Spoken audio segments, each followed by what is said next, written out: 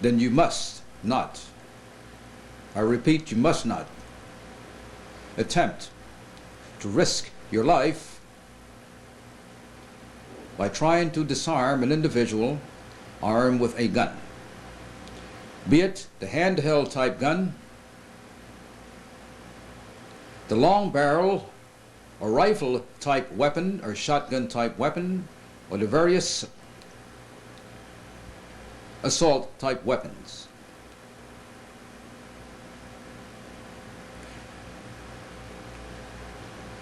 Belief in yourself, constant training, repetitious training, realistic training will ultimately play a very important part in how an individual will react in the very tangible face of danger or death.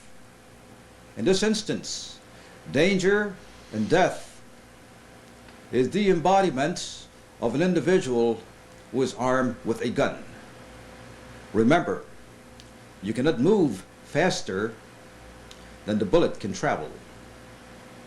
What you can do by utilizing your combat instincts and your combative psychology, along with common sense and the ability to discern that minute difference between a deadly threat and a non-lethal threat, is going to be of great importance. If an individual is close enough within range where you can touch him, or he can touch you with his gun, with his weapon, then he's close enough to be taken. Bear in mind that firearms were not made for the purpose of shoving them into people's bodies, into their faces, into their throats, into their stomachs. They're used for combat at a distance. An individual with a gun that comes within 6 feet of your airspace, of your personal, natural territory, has placed himself in jeopardy of being disarmed. Once the techniques of body shift and body maneuver, once the techniques of Kapo Jitsu, the techniques of body shifting and disarming and gaining control of the weapons are mastered,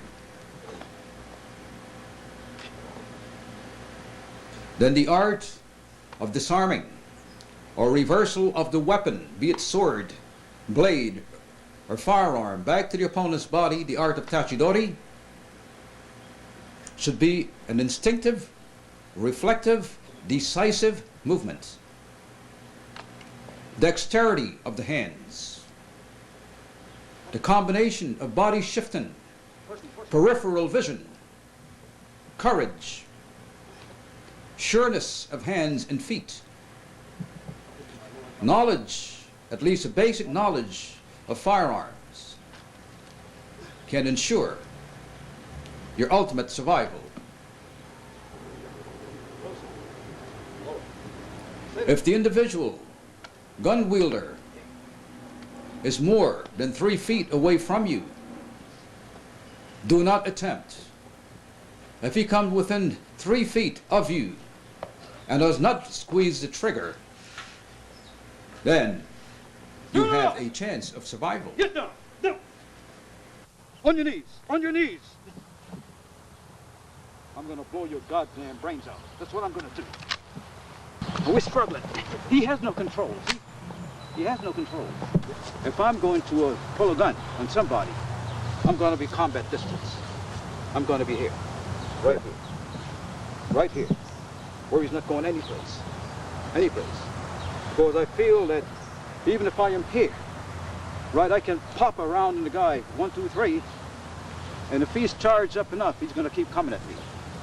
John, I want you to come at me real fast. I mean, as fast as you can, charging to kill me. Yes, with a knife. Slashing like a madman. Hey! Hey! See? Now watch. Let me show you something in a combative situation. Put your gun in your belt. Yes, sir.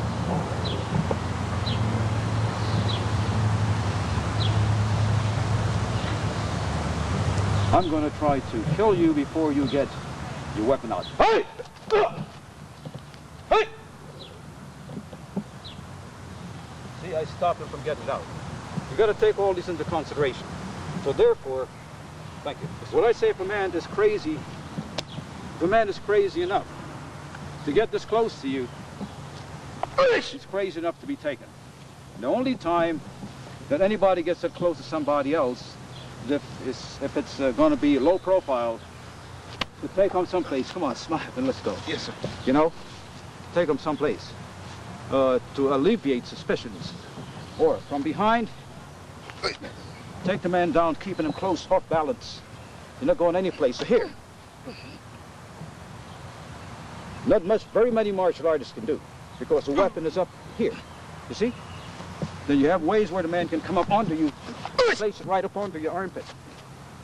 Or come up behind you. Turn away from me. Yes, sir. Turn away. Right here. You see? Where are you going to go? There's nothing. So therefore, it's important when we get an opportunity to disarm a man to close, move the weapon and your body out of the path of the bullet simultaneously. Gaining control of the weapon. Now, when we say gain control of the weapon, you may have a derringer, which is about 1 inch long. Then you probably try to grab the guy's fist. If it's a 2-inch snub nose, then you got to reach closer. It all depends on the length of the barrel. This is a good weapon to work against. Rifle is easier, shotgun's easier. You get within range. Now, the basics. Yes, sir. To my stomach. Another thing is that you notice that the old cliche is to, oh, I'm sorry, don't shoot. That's fine. You might make somebody nervous, they might shoot. The idea is to move in a relaxed manner without telegraphing your intention and shifting your body out of harm's way, gaining control of the weapon. From here, your major threat is minimized, which is that round. You can deal with a kick if you want to from here, whatever. If you release his one hand and throw a punch, you can still deal with it. Then all was redirected back to your opponent. Right back to him, gaining control of it. Or you can lose it again. You can hit, and you can kick. Do whatever you have to do. Again, watch me shift my body. Shift. Once more. Shift and gain control. Up to the head. Drop and gain control. Side of my head. Side step. Away from the muzzle, gain control. Bring the muzzle back to your opponent. Always back to him. You can kick a guy in the heat of combat, miss his groin and hit him here, and he still has control of the weapon. And a dying man can still kill you. So all I do is to eliminate all possibilities of that round going off, even as an aftermath. I've seen guys, stabbed and shot and dying, and so killed. So we have to minimize, alleviate all possibilities. Okay. In between my eyes. Up again close. And you try to squeeze the trigger when you can. Here. I want you to stick it into my left kidney. How you shift your body is important. If I turn this way, I'm going to get shot. Too much to cover. Here. Safer. Less angles. Less angles to cover. Control action. Paralyzing technique. And then you can shoot if you have to. The whole idea is to gain control of the weapon. Into here. Up onto my armpit. Yes, sir. And twist my arm. Grab my left arm. Yes, sir. Shove it up there. Get me on my toes. Yes, sir. On my toes. And try to squeeze the trigger when you can. You can't. Because I'm out of the way. Take down. Gain control of the weapon.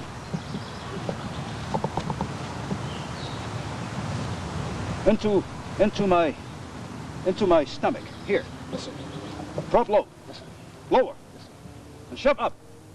Tai sabaki. Shove up. Yes, sir. Tai sabaki. Shove up. Yes, sir. Tai sabaki. Shove up.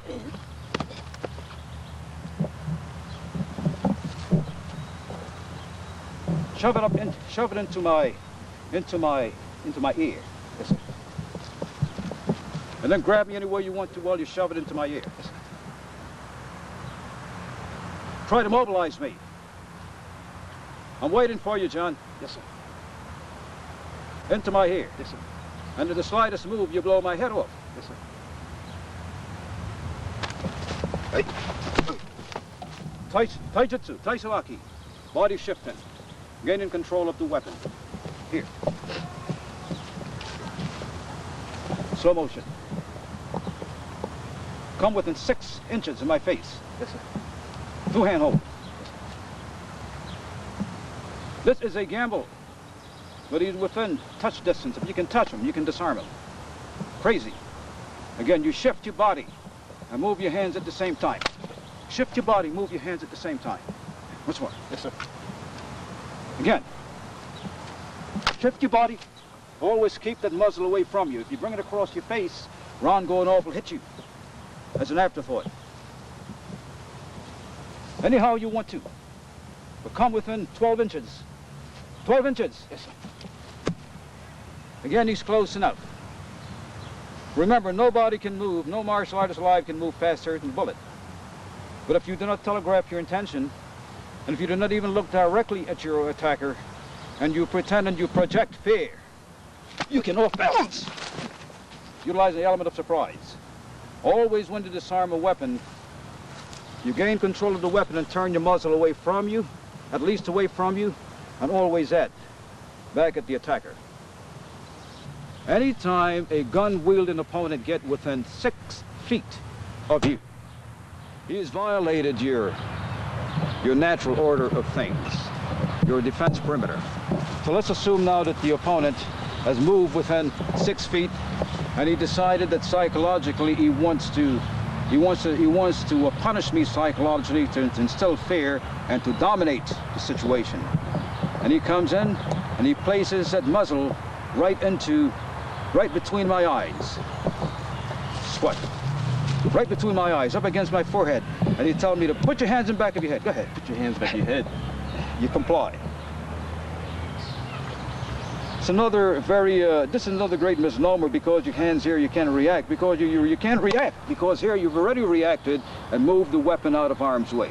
That's the first thing that you want to do. You've gained control of the weapon, and always after gaining control of the weapon, make sure that your opponent cannot pull away to recover the weapon. You hit him to stun him, to hurt him. Still gaining control of the weapon. Then at this point you can do as you see fit, to disarm and always back off. Once more. We'll do it again. Come.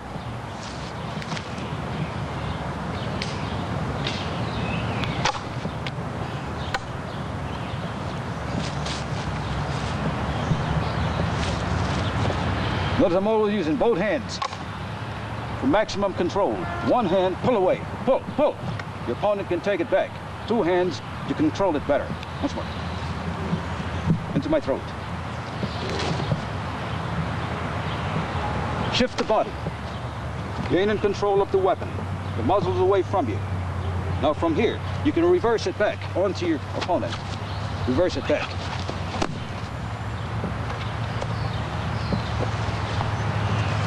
That's known as tachidori, reversal of the weapon. Into my stomach. Shove. You go with it. If he shoves, relax and go with it. It brings you closer to the weapon. Control it. Follow the natural flow of things. Into my mastoid, left mastoid. This kidney, up behind my ear. Shove it. He's shoving you off balance. Keep going off balance and turn. Inside. That's Tai Sawaki, Tai Jitsu. Follow the natural order of things, flowing with the opponent. Into the small of my back. Shove. Shove. Again. Hey! Any angle you want to do it from, any angle. You circle me and try to take me off guard.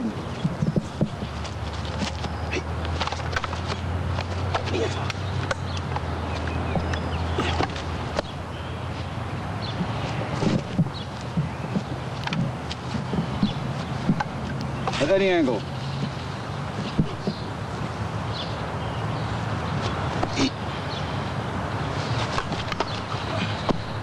Control. Try to pull away.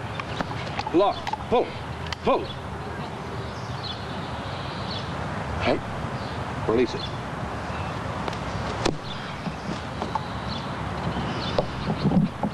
I'm standing here with Professor Ronald Duncan. Mr. Duncan, you have shown us a number of techniques from a style which is known as Ninjutsu, or your particular branch of this is called. What would you enlighten us to? Well, first of all, I'd like to just to clarify a couple of points. Okay.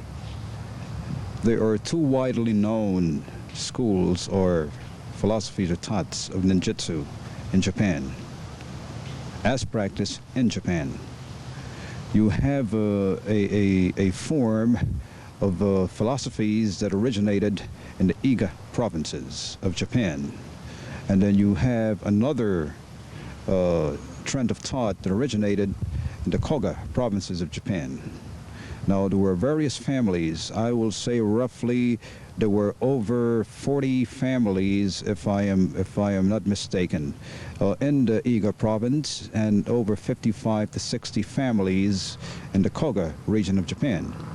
Now, I am myself a practitioner of numerous of the philosophies and studies of ninjutsu which originated in the Koga regions. Among those are the Gendai Ryu, we have the Naha Ryu, we have the Katori Shinto Ryu, we have the Masaki Ryu, we have various Ryus of thought. I use the generic term of Koga Ryu ninjutsu, and I've used it for many years, I'll say over now 24 years, because what I've done is I have compiled various of the elements that make up ninjutsu, the various levels of training, with the various empty-handed combats, the philosophies and strategies and tactics, along with the weapon aspects of it, and I've placed them under, and correctly so, under the Koga Ryu system. So I am of the Koga philosophy and the Koga Ryu ninja systems, and I've studied various of them, many of them, including empty-hand, weaponry, strategies, and tactics. We saw some of these students crawling in a specific fashion. And when you tell one of the students to do this crawl the first time, is this something that he then crawls the way he knew how to crawl, and then you have to reteach him to crawl in the manner that would be prescribed? No, absolutely not, because everybody, first of all, as infants, we learn how to crawl, right? And as toddlers, we can learn how to creep. And as we grow older, then again, we don't bother to crawl. But crawling is it's a natural part of man's psychological makeup and physical makeup. So what I do teach my students, what ninjutsu try to teach individuals, learn how to control body movements and control body action, utilizing a large amount of self-imposed discipline to exercise certain type of various approaches, which comes under the heading of stealth maneuvering, or maneuvering of invisibility, maneuvering of blending, and so forth, and also for infiltration and for also silent tactics of attack and defense. With the weapons that we're about to see demonstrated, these weapons have a very specific style of usage. Again, is this something that is trained in like a form, or it's something that once you understand the mechanics of the weapon, you can then freestyle, or how is that? Okay, the weaponry, first of all, any weapon that any practitioner, not only in ninjutsu, studies, is merely an extension of the individual's ends. It's an extension of your body. To become adept at the use of any weapon, first we must become adept at utilizing the empty hands, utilizing the body shifting now to attack and defend and parry, and to redirect, and also how to absorb the attack and also neutralizing the attacks. Then we can apply the weaponry effectively. There's no great mystery to weaponry. Weaponry is just an extension and an expression of what the empty hands can do, and it's merely an expression, an identified expression of what the mind is capable of doing. With awareness. Awareness, of course, is probably the major part of the martial artist in today's society, just to know what's coming. I notice you have your students turn away from you and while you sneak up behind them, and vice versa. I'm sure they have this training with each other. Yes, they do.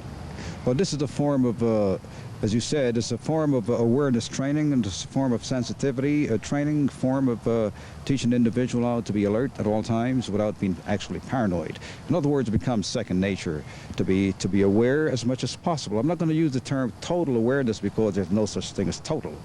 But a high level of awareness and a high level of, first of all, a ninja learns how to hear all sounds, how to see all things, how to sense danger, how to smell all things, how to anticipate. So all of the senses are actually trained, you see, which ultimately should benefit the individual in everyday life.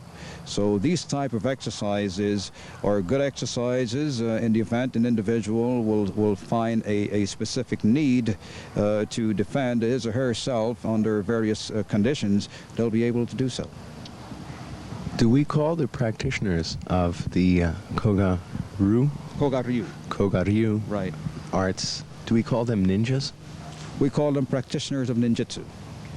Because number one, for me to say that we are ninjas is going to create a lot of contradictory thoughts in people's mind. Because ninjas, as we know in ancient Japan, were individuals that were not within the strata of Japan society. That were known as non-people, non-entities, and so forth, because of their stand on life itself, and they're outcasts.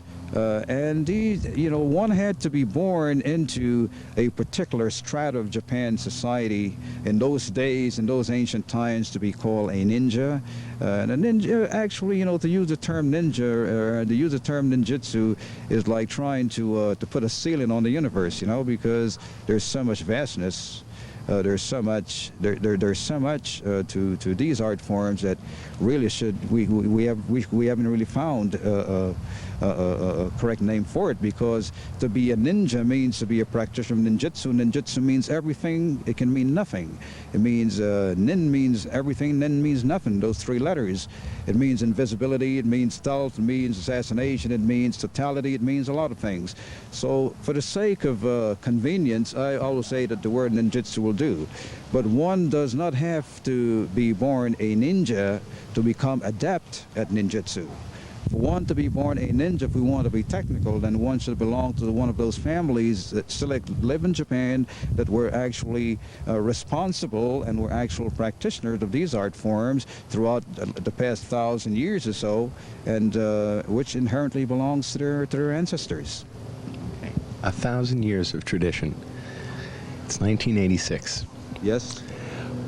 What do you think could account for the popularity, the tremendous popularity of ninjutsu and ninjas in today's society, and the movies and magazines, and the fact that we're here? That's a good question. It's the mystique, It's the mystique.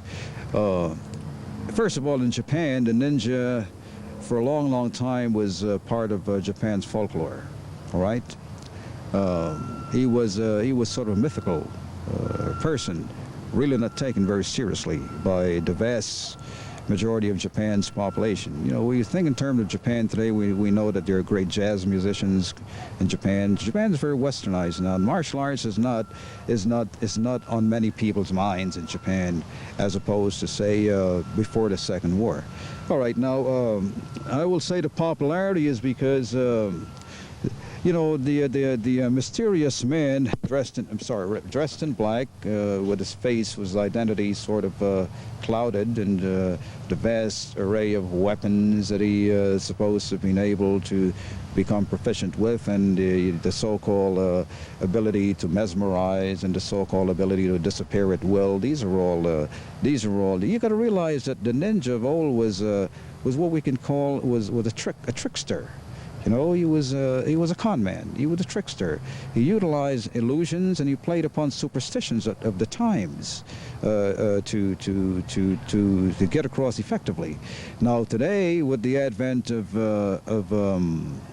exaggeration and the advent of Well, again, society is very, very precarious today. There's a lot of crime perpetuated against people, and we have a mentality of, war and survivalism and espionage and so forth. Naturally, it's captured a lot of people's imagination. But I think those are all of the wrong reasons that ninjutsu should have become so popular in the first place, because ninjutsu is a compendium of sciences and philosophies which are and should be used for the good of all mankind.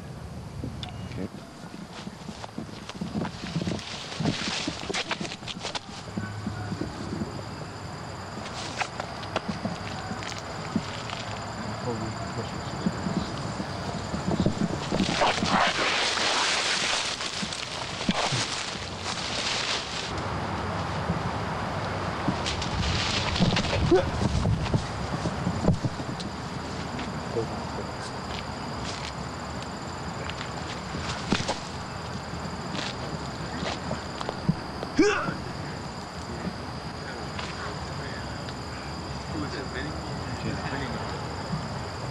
Do it again.